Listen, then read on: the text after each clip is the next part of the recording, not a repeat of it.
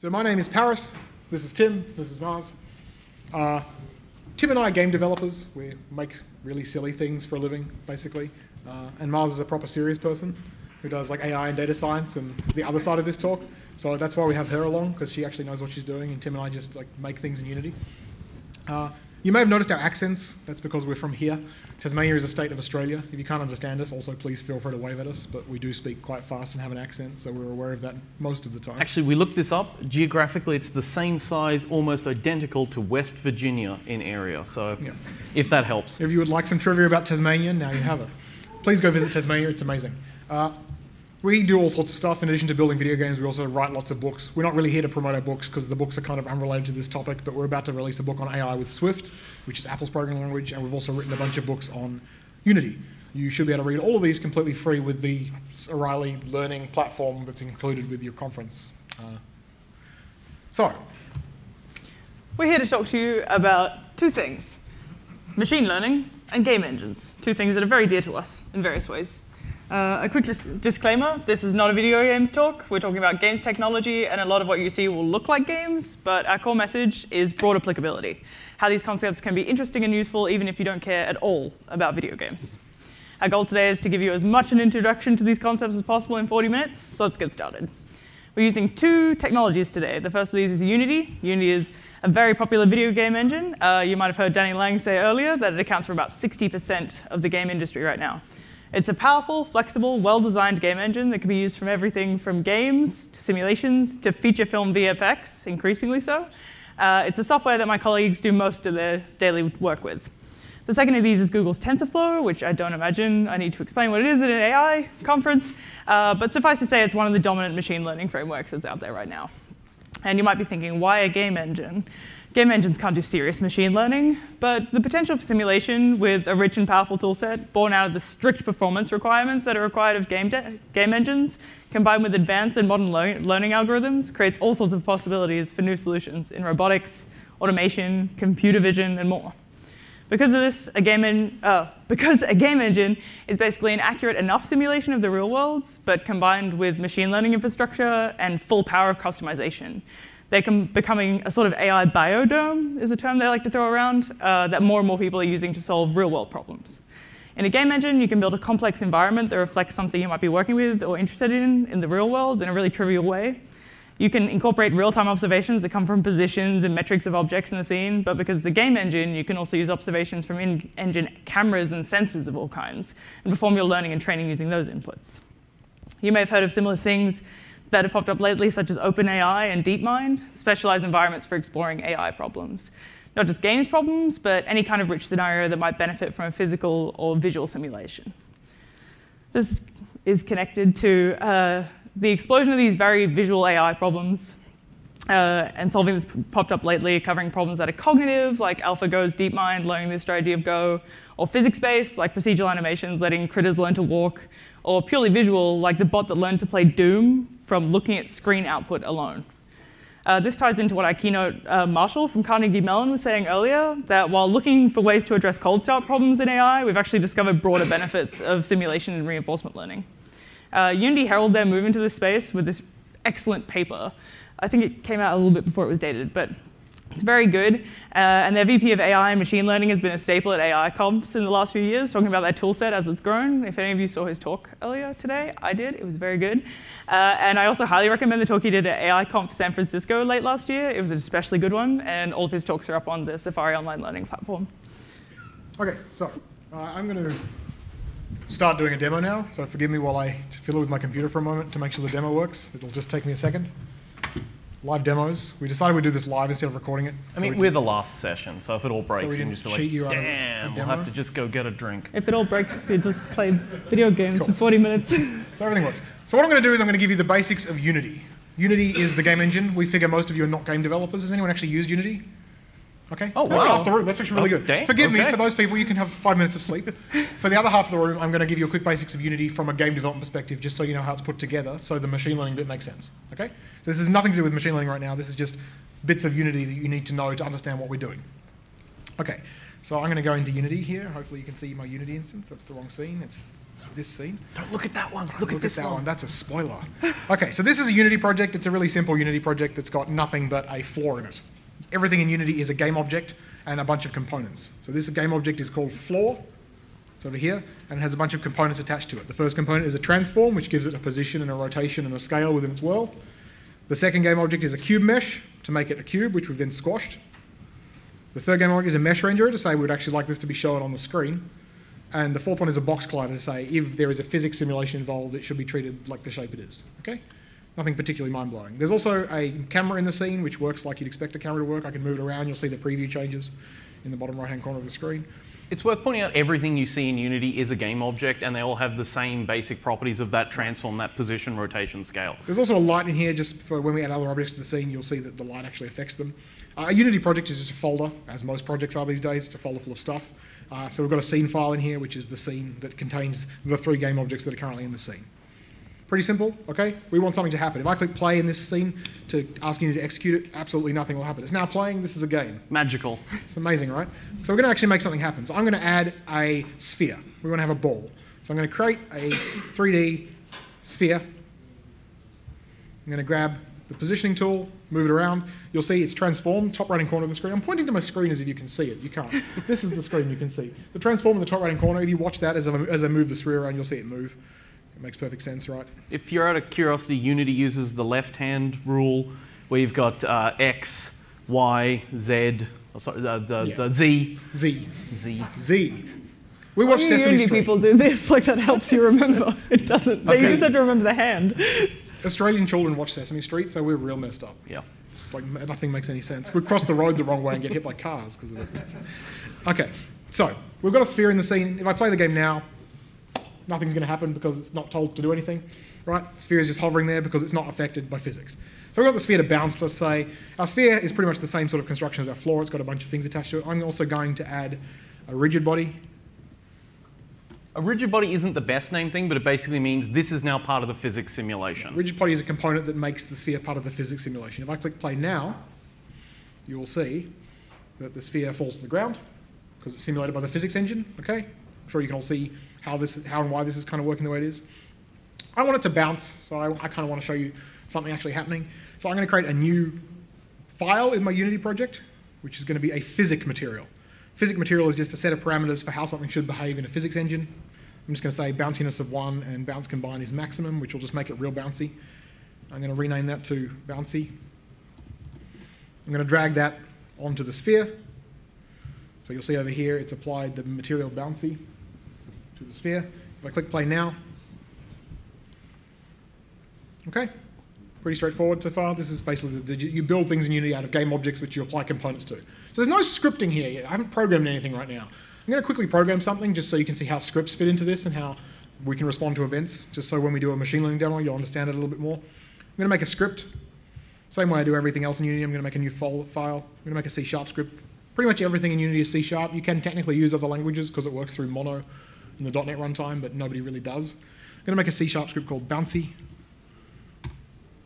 And I'm going to double click this, and you'll have to forgive me as Visual Studio might crash because it's been doing that lately. No, it worked. Okay. So bouncy descends from mono behavior, which more or less everything that is a game object does. It's got some built-in methods that are called once per frame and when the thing. We're not going to use those. Don't care about those right now. I am going to add a public boolean up here called print debug, which is just going to be used to set if I want something printed or not. So I'm going to default it to false. By calling it public, it will display in the Unity inspector when I add this script to a game object. So it just exposes it as a thing I can toggle in the visual inspector. I'll show you what I mean in a moment. I'm then going to check if that is set.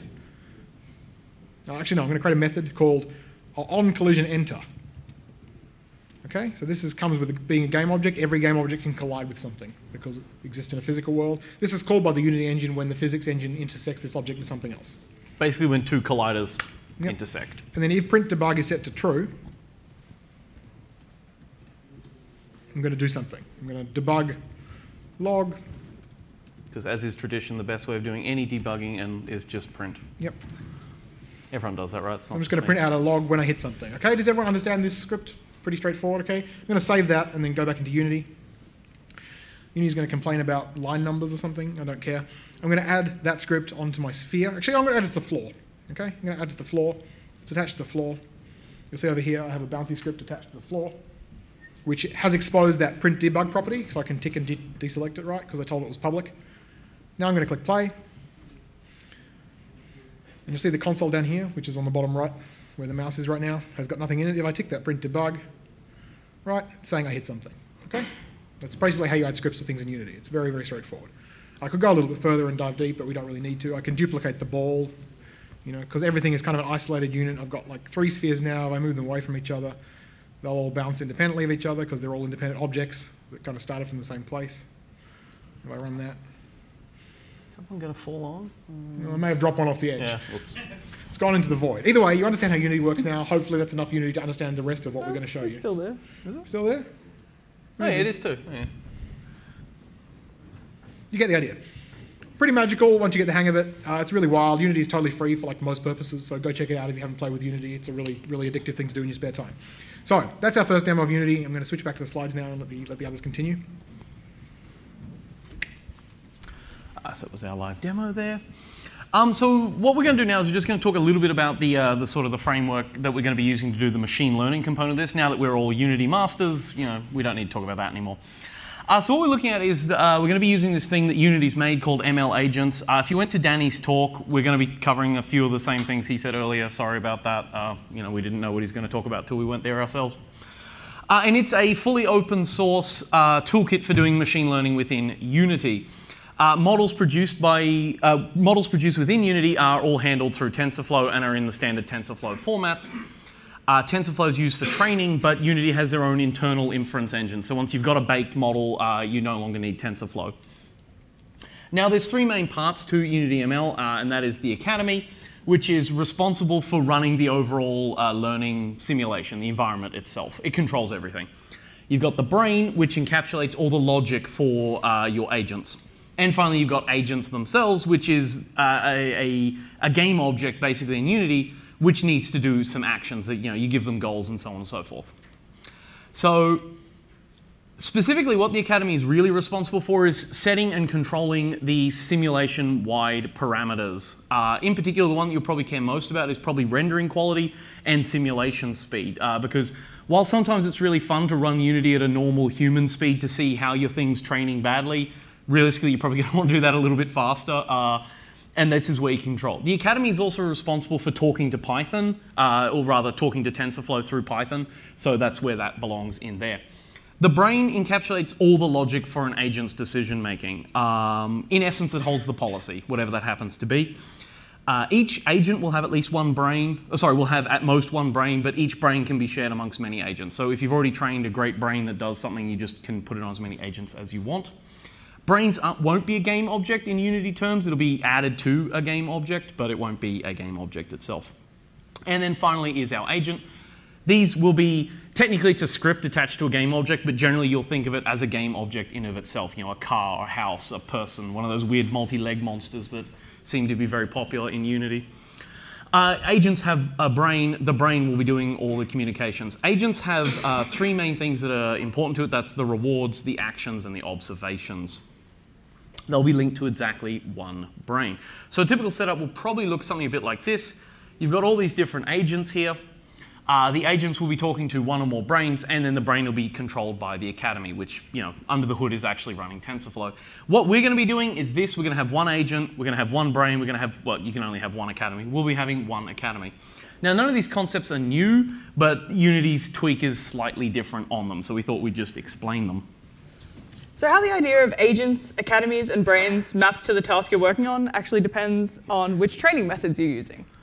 In Unity ML, agents are typically trained using reinforcement learning, imitation learning, or neuroevolution, though other methods are possible.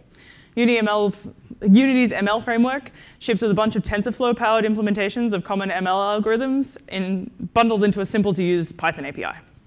The 2 methods that are most relevant to today's examples are reinforcement learning and imitation learning. Each has their own strengths and weaknesses and purposes, but basically reinforcement learning is your standard random trial and error approach, using rewards and negative rewards to guide the system towards the most optimal policy for whatever you're trying to do. Imitation learning involves a manual demonstration of the behavior you want an agent to perform Then an imitation learning behavioral cloning algorithm uses pairs of observations along with actions from the demonstration to learn a policy that's most similar to the demonstrated behavior. This can make the difference between training something that prioritizes being effective versus being human-like in its approach to a task. And it can avoid some of the issues we have with AI doing something that's technically correct, but not really what you wanted. This style of learning comes very naturally in a game engine setting because you can play the agent with some sort of input controls and show it how you want it to behave and then have it learn from there. You can even combine these two approaches using imitation learning to get a general idea before moving forward from that as a starting point for reinforcement learning. Learning in Unity has the concept of actions, observations, and rewards. These are Unity's take on existing concepts, but actions are what the agent can do in the world. They can be continuous or discrete, depending on the scenario. Reward signals are scalar values indicating how well the agent is doing. Rewards are really only provided when the agent takes an action and is how it evaluates its performance in relation to its objectives. So you'd want to set them up so that maximizing reward generates optimal behavior. This takes a bit of trial and error. It's a bit hard. But observations are what the agent can perceive about the environment. They can be numeric or visual. For most of the entering environments, an agent will require several continuous numeric observations. But visual observations, on the other hand, are images generated from the cameras attached to the agent itself and represent what the agent is seeing at that point in time. So you might, for example, give an agent an observation that lets it know how far away the nearest objects are to it at any given time, which would kind of replicate like LiDAR in the real world. An agent's observations are different to the overall state of the environment, though, and would only include things you want the agent to be aware of when making decisions. You have to be really careful to only give it the sensors it needs, as an agent that can only function when it has perfect knowledge of the entire world state is not going to be very useful outside the simulation. So just going back to our learning methods, reinforcement learning involves all three of these concepts, while imitation learning only involves the two. In imitation learning, the rewards are inherent in that it's rewarded for best emulating the demonstrated behaviors, while in reinforcement learning, you have to implement and balance those yourself. As we said, that can be quite hard. I almost think it benefits from playing games because you get that game thinking. Going back to our setup from before, the actions, observations, and rewards fit in with our agents. Each agent will generate observations, perform actions, and be assigned rewards. But these concepts are covered in more depth in Unity's ML paper that I mentioned before, and I highly recommend that you check it out. So we're going to talk a little bit about how you'd actually go about one of these. So as with most things, the Unity take on this is, you need some steps to follow. So we're going to have to pick a task. We're going to create an environment. We're going to find an agent to do our things. We're going to create an academy to control it.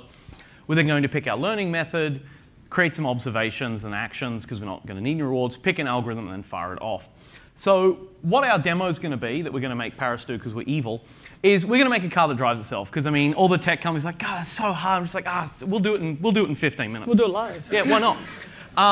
So our environment is going to be a cartoony racetrack because we don't want to take this thing outside. Plus, I have no idea how you copy and paste this into a car. Our agent will be a self-driving car, because we need that. So we're going to make a little car in Unity. We're just going to use the default bog standard academy. We're not going to customize it in any way, shape, or form because we don't need to. This stuff's that easy. We're going to be using imitation learning because it's realistically, it's the one that demos the best. Otherwise, we'd have to sit here going, cool, we're at 2,000 iterations. Cool. Our observations in this case are going to be raycast. Raycast is a bit of a game term for basically a laser. It's a perfect laser though, so you can control the distance. It's infinitely thin. You have perfect control over what it can and can't see. So it's a perfect laser. And our actions in this case, we will be modifying the position, rotation, scale of our car, the transform itself. And then we're just going to fire it off to train. So in our diagram, it's going to look a little bit like this, where what we're going to do is our agent's going to be a car. We're going to actually have two brains. We're going to have a teacher and a student brain. Our teacher brain is going to be, I think we'll make Paris do it because he doesn't have a license. And we'll then later hook that up into the student brain, which would be a normal sort of learning brain. That'll all be talking to the academy.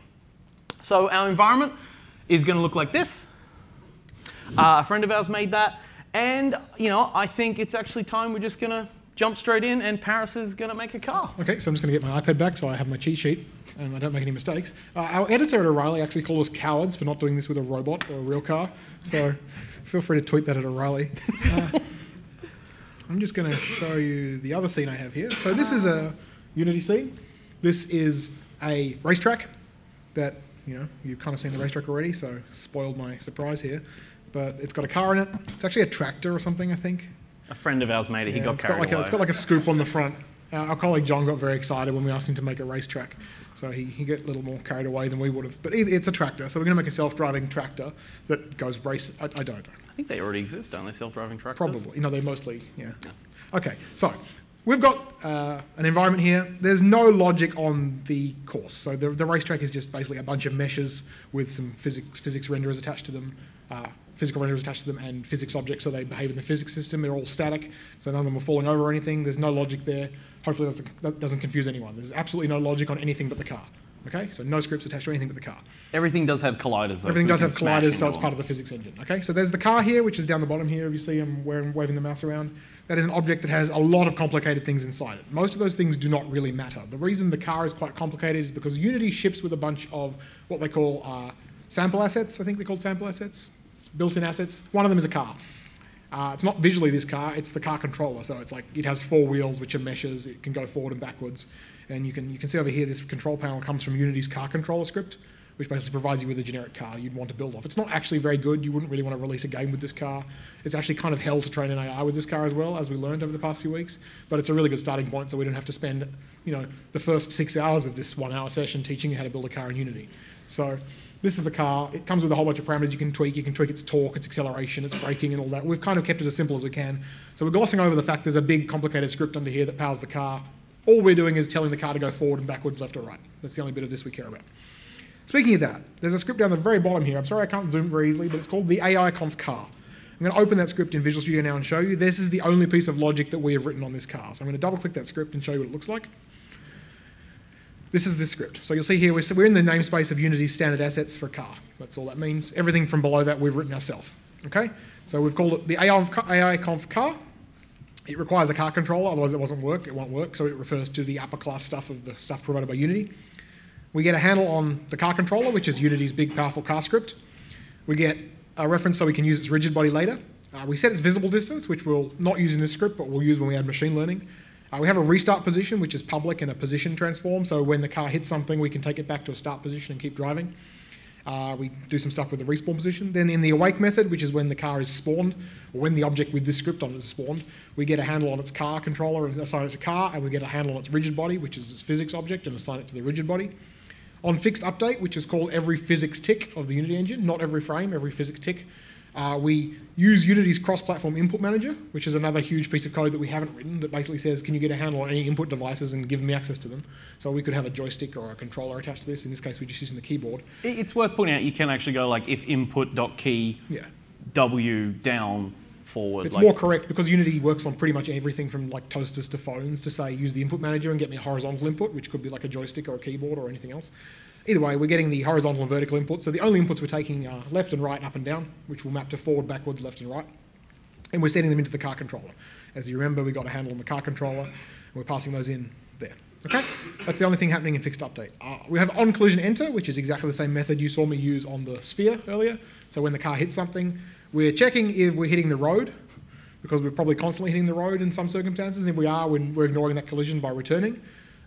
If we did not hit the road, so we hit something that we should actually care about, we're printing out to the console that we hit something and then resetting. Reset is another method down here that just puts the car back to its respawn position. Okay? That's all the code we have. I'm going to go back into Unity and just make sure the respawn position is attached, because the respawn position is a field. So the respawn position is down here. You'll see it's got a position in it. The position is actually an empty game object that just has a transform. So we know when this car respawns, we would like it to reset. So I've actually just dragged that position over to there. Okay, that's all I've done to make it stay where it is. So the car has that attached. And if I click play now, I'm going to click maximize on play up here, just so the play window becomes bigger when I play, just so you can see it. I'm going to hit play now. And Unity will fire up, and now I can drive this car around. Okay? Woo. I'm really bad at driving. Hit a wall. No. Not deliberately, anyway. Okay, I hit the wall. I'm bad at driving. You get the idea. But there's no trickery going on here. There's no artificial intelligence beyond my addled brain.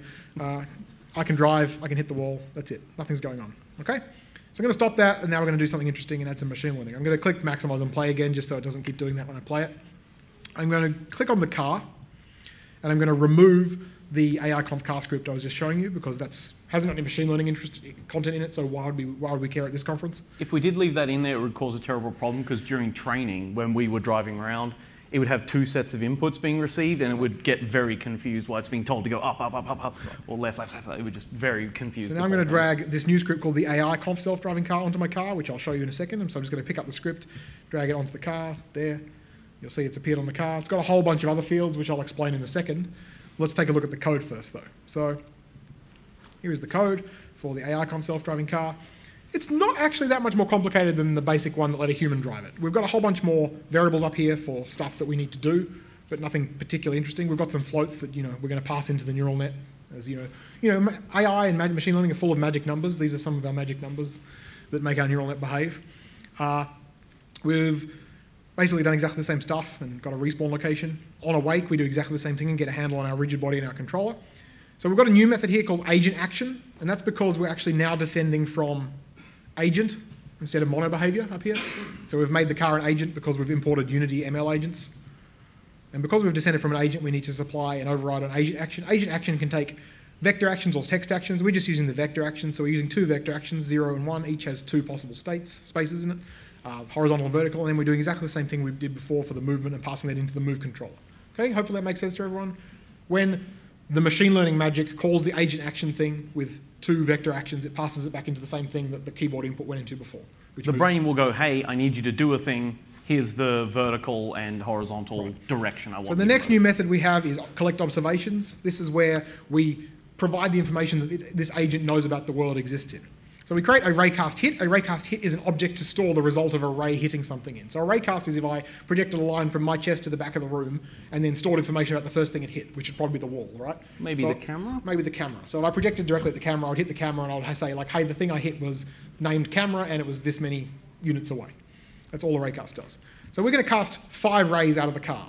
1 forward, 1 right and 1 left, okay? And we're going to cast 1 45 degrees right and 45 degrees left. So it's going to have like a little radar dish in front of it. That's all this is defining, so some directions. Then for each of those rays, we're going to colour it green. Okay? This is just for the... This is just for visually, so we're going to draw them. There's 2 sets of rays we're casting here. We're actually casting one that Unity is using internally and one that we can see. So there's 2 calls to raycast. There's one here and one here. One is for Unity, one is for us, so we can show you what's thinking. We're going to colour the visual rays green. We're going to set the origin to within the car at a sensible position and the direction to whatever the direction needs to be for the current ray we're iterating through. We're going to cast that ray out. We're going to change the colour to red if there's something within 0.15 units away. Normalised units. Normalised units. Sorry, we also normalise the result because when you're training a neural net with PPO, it's sensible to normalise. It's best practice to normalise the values that you send into it. If there's something within 0.15 normalised units away, we set the colour of the line to red. If there's something within range of the entire line, but it's not within 0.15 units, we set the colour to yellow, just so we can have some visual cues as to what the car is seeing. We also feed some observations into the neural net. So here we send the normalised distance in if something is hit by one of the rays. So if the ray hits something, we send the normalised distance away from it that the thing it hit is into the neural net by saying add vector observation. So if I was the car, for example, I probably wouldn't see anything forward. I would definitely hit Paris on the right. I would hit Mars on the left. Yeah. And I'd probably hit that wall, but I'd definitely hit this lectern. So, that would have nothing in it. This would have the distances. For any ray where we hit something, we normalise the distance away it is and send that in to the neural net. Okay? We have not told the neural net anything else about what we're observing here. This is just raw values going into a neural net. We also add a vector observation for confirmed detection, which, if you remember up here, is actually just a constant to 1. That's the maximum possible value because it's normalised, right? So it's a value between either -1 and 1 or 0 and 1, depending on what we're doing. So we're just saying we've hit something at maximum distance, checking maximum distance. Okay, and then we set the colour. If we do not hit something with the ray, we send in 1, saying we checked at maximum distance, and we send in a non-detection constant, which is 0. Okay, this is kind of machine learning magic numbers to some extent. If you read the proximal policy optimization paper, you may understand this. We are computer science PhDs, not maths PhDs, so it took us like 50 papers before we kind of understood it. But yeah, it's machine learning. I can talk you through this in person if you need some help, but hopefully this makes sense to most of you. So basically, for each ray, we send some observations in if it hits something, or we tell it we didn't hit something. That's pretty much all that's doing. We also send some velocity observations, so we get the local velocity and the angular velocity of the car, and send those in, so the neural net knows how fast the car is going.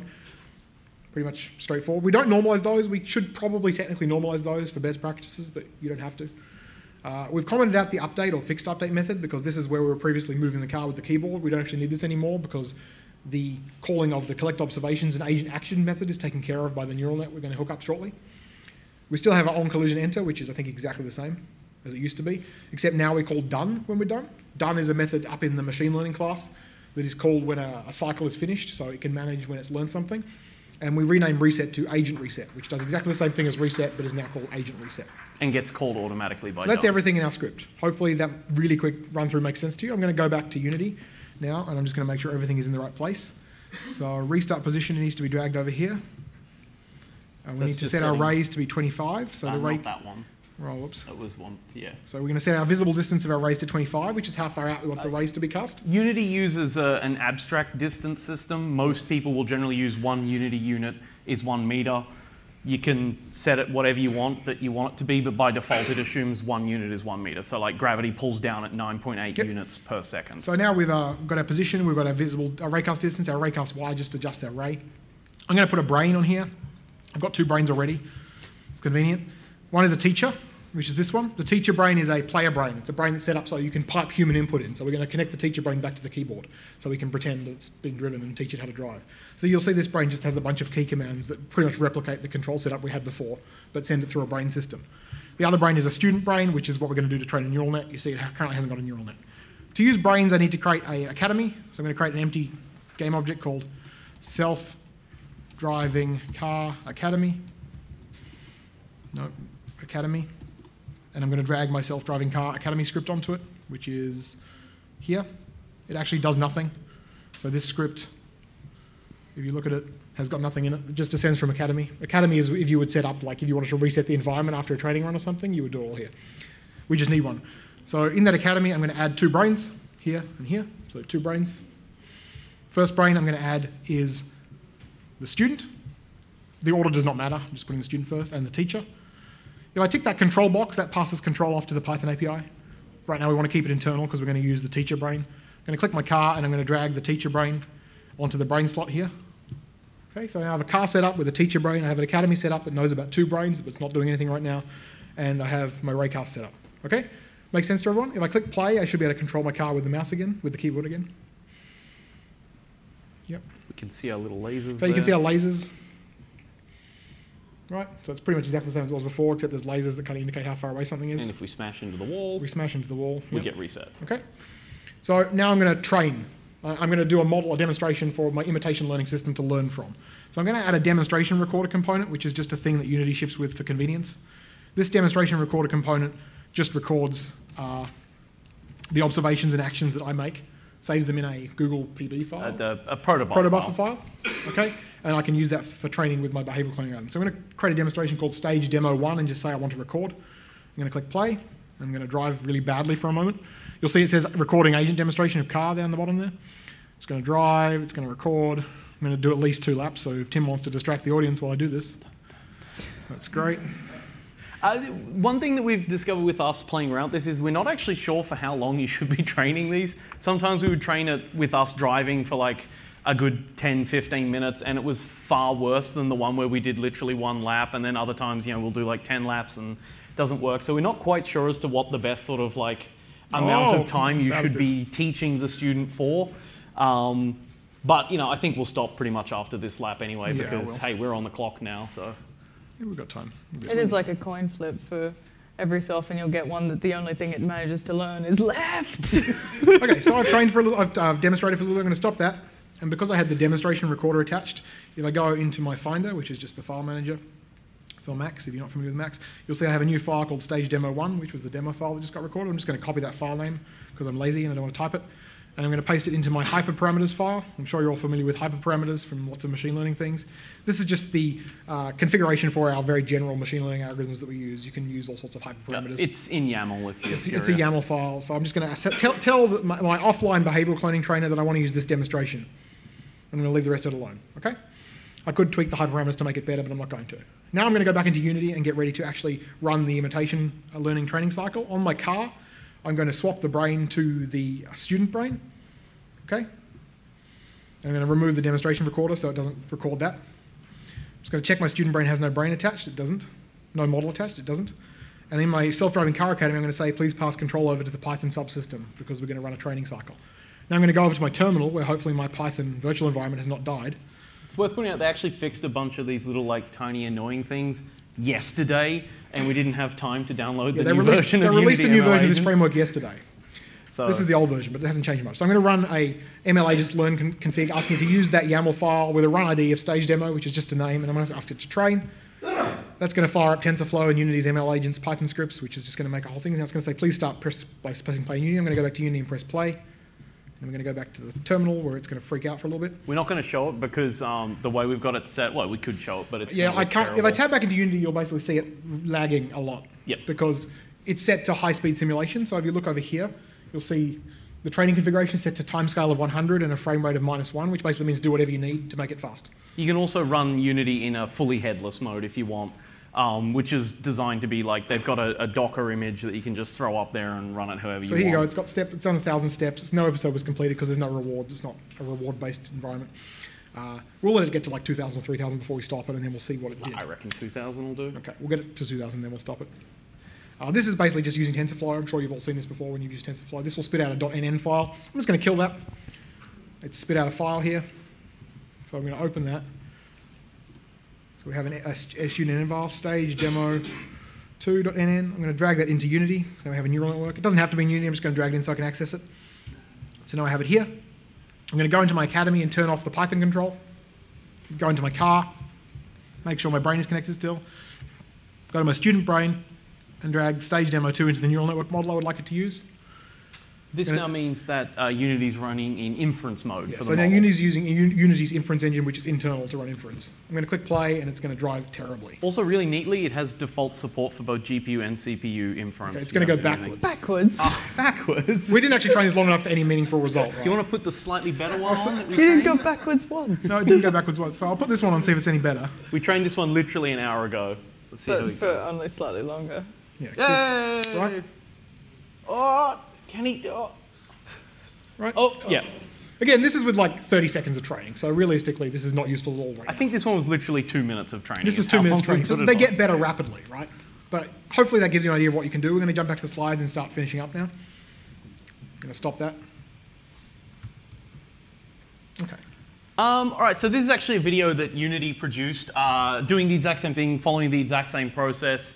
And this is their AI player. They're actually doing, this is actually watching it train live, and it's actually doing all right pretty quickly. They obviously tweaked some of the parameters So what we were doing was better than called we did. offline behavioral cloning, which means I recorded my demonstration, then train. You can do online behavioral cloning, where you can play it live for the thing to learn from as it watches you.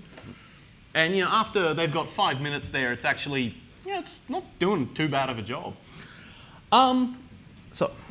So now we've had a look at imitation learning, and we've learned about how to clone behaviors. But this probably seems a bit niche, unless you want to train a game AI, right?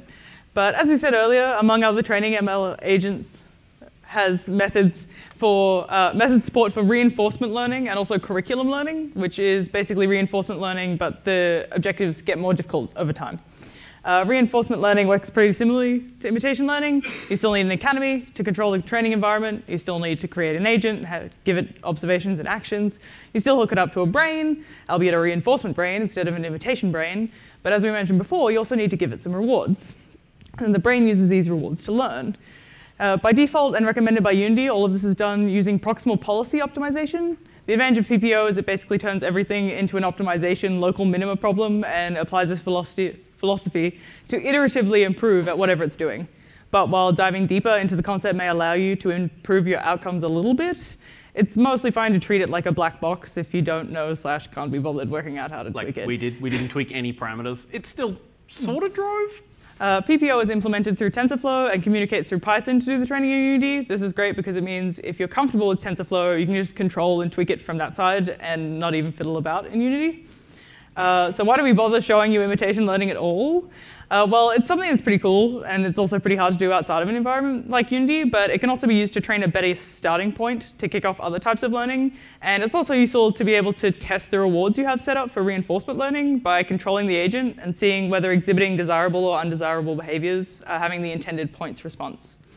And also because these two different approaches are only two of the very many different ways that you can do learning in Unity. So if you went to Danny Lang's talk earlier today, some of this would seem pretty obvious, but Unity ML agents actually ships with a whole bunch of pre-made interesting little ones to play with. So, demos. This is actually training on Paris's laptop. He trained these earlier. This is actually with a human brain. This is Paris trying to control 12 balance boards. Turns out he sucks at it. But with a little bit of training, this is using the full reinforcement model. They actually pretty quickly get the hang of it. And this is all just done trained on a CPU on Paris's laptop. This was not anything fancy. This is just turning it on and walking away overnight. And their actions in this case is just the X and Z rotation of the panel. Z rotation. I'll try and say it correctly. With their observations, they were told their position, their relative position to the ball, and the current velocity of the ball. And that's all they know. They know where they are, how they're moving, and where the ball is and how it's moving. And basically, their rewards are really, really simple in this case. They're basically, this is a bit of C# that says, have I fallen off the panel? If you've fallen off the panel, then you get a -1 reward and you get reset. Otherwise, you get a small reward. And pretty quickly it was started training. The really cool thing about all this being done through TensorFlow is that, or I think it's cool, this is during training. You can actually just fire up TensorBoard.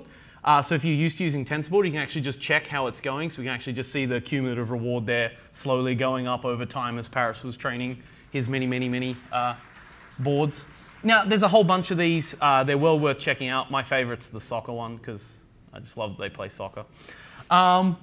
So the question is, is any of this actually useful? And the answer is maybe, or in our case we think yes. It does depend on what your problem is, but if anything is spatial, if anything is physical, if anything is computer vision, or if it can be represented as one of those, Unity ML is probably one of the best ways of doing it. So if your problem can be shown in that way, it's probably worth doing. Which takes us back to this thing. Because it is this self-controlled, self-contained world that you are the god of and have full control, it is useful in your tasks. So that's pretty much everything we wanted to say. Thank you. And yeah, thanks.